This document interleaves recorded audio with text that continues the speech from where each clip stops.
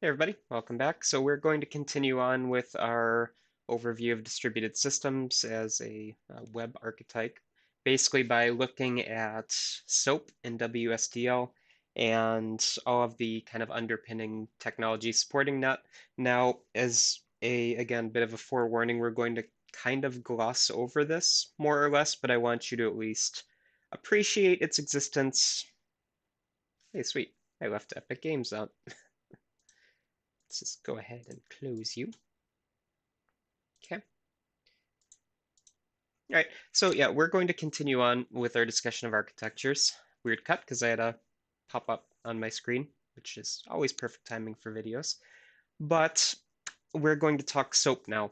So this is one of those technologies which was very popular for quite a while, and it's starting to fall off now. I'm not going to say that it doesn't exist anymore, but it tends to not be the first thing you think of when you want to set up a web service, at least if you're using current gen technologies. So to kind of set the context here, we've been talking about service-oriented architectures, and this picture that I have in front of you here is a basic abstract definition of one of these architectures. Now, you could extrapolate this to be a IoT type of setup with a pub sub type of situation where you've got something publishing topics, you have consumers subscribing to those topics, getting updates. That's one way you could look at this. Another way would be that we are doing a truly service-oriented architecture here, where there is some infrastructure for a service to provide some kind of information, a consumer, which would be your client, to get that information, and possibly an intermediary in between to kind of mediate all these messages, APIs, things of that nature. So in this case, what you see here, our consumer is going to be our client, our provider is going to be our service. There will be some interaction in between them to get and send data, but there's a little bit of extra information here too at the top. So one of the things which might be tricky if you are in a truly decentralized situation is, well, how do we find these services? How do I know that they exist? Outside of directly calling them because I have knowledge of, say, their IP address or their domain, I might need to look them up. And one of the ways to do that is through some kind of a registry or a lookup table or a service broker that will publish them. Now, in this case, in this particular abstraction, we have our service. It will have a service contract with a broker or a registry. And basically, this contract will specify what the API is, what calls can be made, how to interact with this service, as well as its location, its address, things of that nature, ports that you may need.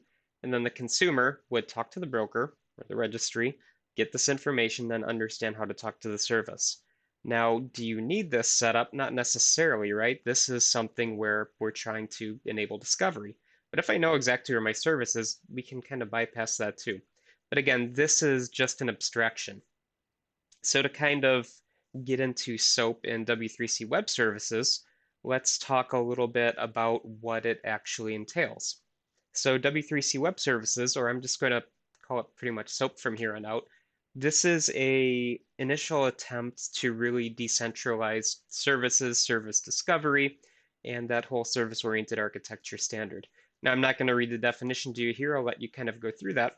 But kind of the key takeaway is there is going to be some, kind of underlying architectures for enabling discovery, for publishing publicly accessible services, and for interaction. And this is all going to be handled via XML messages.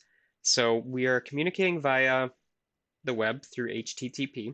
We are packaging up our requests and our responses as XML, and we are going to interact in this fashion. So we have, from a historical perspective, we started talking RPC, Corba, DCOM, all those kinds of, alphabet soup types of things. These are our middlewares where we are coding situations by hand. We are starting to move toward this idea of decentralization and easy service discovery. This is where SOAP starts to take over. And you see here, this third point, this starts to come out around the late 90s, early 2000s. And it was king for quite a while until REST starts taking over relatively recently. So as part of SOAP and the W3c services, we have a couple of extra acronyms as well, which I have the definitions in a couple of future slides as well. So there's UDDI and there is WSDL, which my mind is escaping me, Web Services Discovery Language. And UDDI is Universal Description, Discovery, and Integration. So yeah, basically we have these kind of underpinning services for web services. Now, the entire purpose of these two, so UDDI, this enables discovery. That's our registry for looking up things. We'll talk about that momentarily. WSDL is how we describe our service, how we describe our API, and this is going to be done with our XML code. So to give you kind of an idea of what something like this might look like, now this is, I think, from the Wikipedia entry. So this little fold over is kind of annoying, but basically you see kind of a typical XML document here. So we're going to have the version of XML. We'll have some definitions for what this document is, information about the service, the port, the address location, message information, so on and so forth. And you can get a feeling for what actually this document structure is. And then just kind of abstract it a little bit here, right? What type of data, what messages, which functions are we supporting? Are there any port bindings? Is there a specific protocol this document's using? How do you actually interact with this thing? What is the port on the server? So it's kind of this packet-like structure, and this is actually going to be an envelope. So the idea with W3c Web Services then is that we are getting this kind of formalized way of transmitting data to and from services. And it's enabled by these underpinning technologies. So XML, WSDL, UDDI, all kind of centered around XML. This is what is going to enable our message discovery. So in here, we have a whole lot of things happening, right? In traditional web routing, traditional web handling, we're going to use the HTTP protocol to send traffic to and from servers, right? We remember client sends a request to a server packages up some HTML, sends it back as a response. Here, we are basically doing something kind of similar. We are packaging up a request for a service to do something. The service is packaging up its response and sending it back with a lot of extra overhead for routing, for port information, for API information, process data, that kind of thing. It's basically a big packet is what we're getting here. So if we don't know XML by this point, I've got a quick example. It will look very familiar to HTML. XML is, we talked about this very early on. It's one of those kind of very extensible languages. And I just have this example from W3c, but this is a valid XML document. It is a tree where this is just a note to somebody from somebody. It's got a header and it's got a body. So this note is the root. We have a to element, we have a from element, a heading element, a body element. We could have as many sub elements as we wanted, but this is basically just an XML tree. The thing to note here is that we don't care what the tags are. I don't care what the formatting is as long as it matches, right? This could easily be message. This could easily be user. This could be sender. This could be, anything that you want it to be, as long as your service or your setup that you're using can parse this message out. And that's exactly what SOAP is doing. We have very specific definitions for what this particular message structure looks like, but it's not, you're not writing HTML code here, you're writing a SOAP message. And I'm not saying that you can just put whatever you want in a SOAP message. You have to follow their format. But the idea with XML is that it's very extensible. So at this point in time, too, again, think early 2000s, XML is one of the kind of main languages for storing and sending data on the web. So if I want to, say, generate a dynamically formatted web page, or I want to send data from a server to another server, I'd probably package it up with the XML. And then I would use some kind of a tree-based method for parsing it out. And there's, JavaScript and PHP functions and ASP functions for handling that. But at this point in time, it's widely adopted. With XML, we can also send message content. So what is the body of our message? What are all the attributes and all that? And we can also send data, right? So we just add an extra tag for source IP, destination IP, ports, all of the things that we need. So that's why we're using XML here. Kind of supplanted by JSON currently as a forewarning.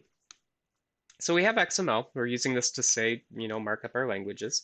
Now we're going to use SOAP as the way to exchange them. Now we've got XML. On top of that, we have SOAP. We're going to hopefully send this by HTTP or HTTPS. There are other protocols we could use as well, but ideally we want to transmit it on the web in some way. So SOAP then is going to package up all of this content into something we call an envelope. Now, the idea is that it's very similar to like a TCP IP packet, where it's this big thing with all the information that you need inside of it and that gets transmitted out. And it's not, honestly not that bad in terms of heftiness. I'm kind of making this giant visual ball here, but it's really not that heavy for transmitting. So in terms of how it would kind of look for transmission, so here we have an HTTP example. So let's say I'm making a post call. So I'm sending form data or something like that. So here I've got a host, so it's this domain. The content type is going to be XML. Here's its length. It's going to go to this location. It's an HTTP 1.1 call. Standard HTTP header that you would probably see in your dev tools, right? Now, if we go down here, this is what the SOAP envelope would look like. So here we have our definition for SOAP envelope. Here's our headers. Here's where it's going to. Here's the body information. All these dots are basically filling in this kind of thing, plus probably all of your form data and all that fun stuff too. So effectively equivalent, just different way of sending data. All right, so with that then, we're going to have Wsdl, and this is how we package up our network protocols or messaging formats, basically how things get transmitted. Now, this is one way, again, we're still using XML to basically define network services, things of that nature. And I've got a link to the definition here. It's a big, long document describing the actual format and all that fun stuff. But basically, it becomes part of our SOAP protocol. And the last bit to talk about is UDDI. Again, I'm kind of zipping through this to get to rest, but this is our registry. This is our way of looking things up. Now, if I wanted my web service, which is using SOAP and using, WSDL to enable, location and discovery and all that, I would publish my service to a UDDI registrar. Now, kind of one of the bigger, at least open ones, is hosted at Oasis, and this is a web committee type of situation. But this is one of the locations for if you want to publish your SOAP protocol to, and you can kind of go through this as well. But one of the other things that you can do too is you can run your own private registry. So if I wanted to run a internal registrar for, say, a company-wide application, or I want to publish to something local, or I want to, publish to a paid repository, that's possible as well. So I've got a link to the IBM guide for doing that here, where if you want to administer a UDDI registry, well, here you go. So to kind of just lump all of this together here, we have a web service that we're trying to define, all right? We have clients or consumers that want to interact with our service. Again, this could be humans, it could be other services, doesn't matter, it's just an entity. Well, if I want to talk to the web service, I'm going to use SOAP to and from to basically get and receive that information. And again, SOAP has its own XML-based way of packaging up all this data. Now, the registry is basically going to be a way for me, the consumer, to figure out where all these web services are. Think of it like a domain registrar, where it's going to be a list of services. Here's where they're actually located type of situation. All right, so the surface is going to be here. We're going to get some WSDL information for how to actually access that service, or we could directly access it via IP address, port, and things like that. And ideally, we have a nice kind of cohesive framework. Now, again, this layer probably not necessary if you know exactly where the web service is, but it is helpful.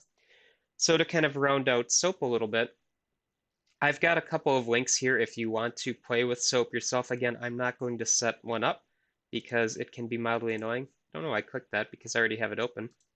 But I've got a link to a SOAP client and server situation that's been set up with Node.js, and there's a lot of information on here for how to get this up and running. There is also a jQuery module for interacting with the SOAP service if you want to do that as well. But I am not going to force you, at least in this context right now. But it's worth looking at if you ever need to interact with SOAP, for instance. But what we're going to do in the next video is get through the rest. Best pun ever. Bye, everybody.